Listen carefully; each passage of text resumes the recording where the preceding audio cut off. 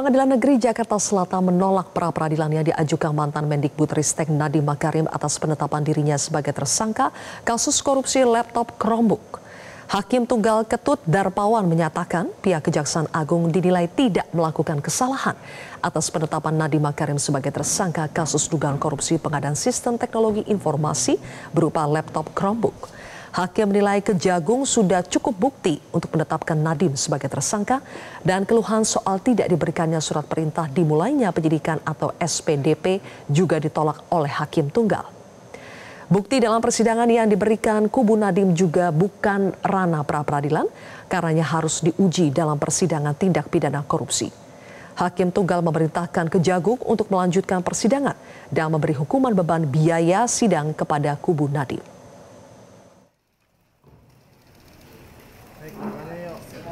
Kekhawatiran dari aspek lain, misalnya melakukan perbuatan menghilangkan barang bukti, dapat saja terjadi. Dan kekhawatiran semacam ini dalam konteks pemberantasan korupsi yang merupakan tindak pidana yang sangat serius, menurut hakim dapat diterima sehingga penahanan terhadap pemohon adalah sah menurut hukum.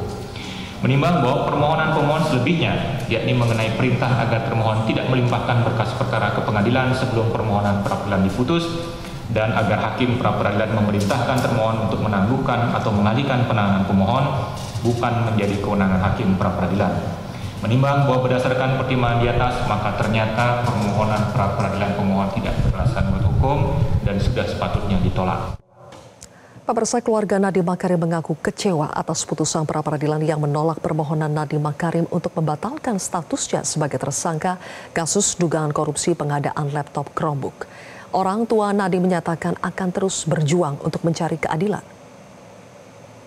Peradilan mengecewakan, itu logis bahwa kita sedih. Nah, sekarang yang penting selanjutnya apa? Nah, selanjutnya kita akan berjuang terus. Semua channel yang hukum silakan kita masuki. Kalau sudah channel masuki, pasti benar. Benar. Betul. Betul nggak? Nah, kalau sudah berhasil, dia sudah. Proses ini harus dilalui panjang sekali. Untung sekali bahwa Nadiem barangkali kuat sekali dalam hal ini. Kalau dia sudah bisa bertahan, itu lama kuat sekali.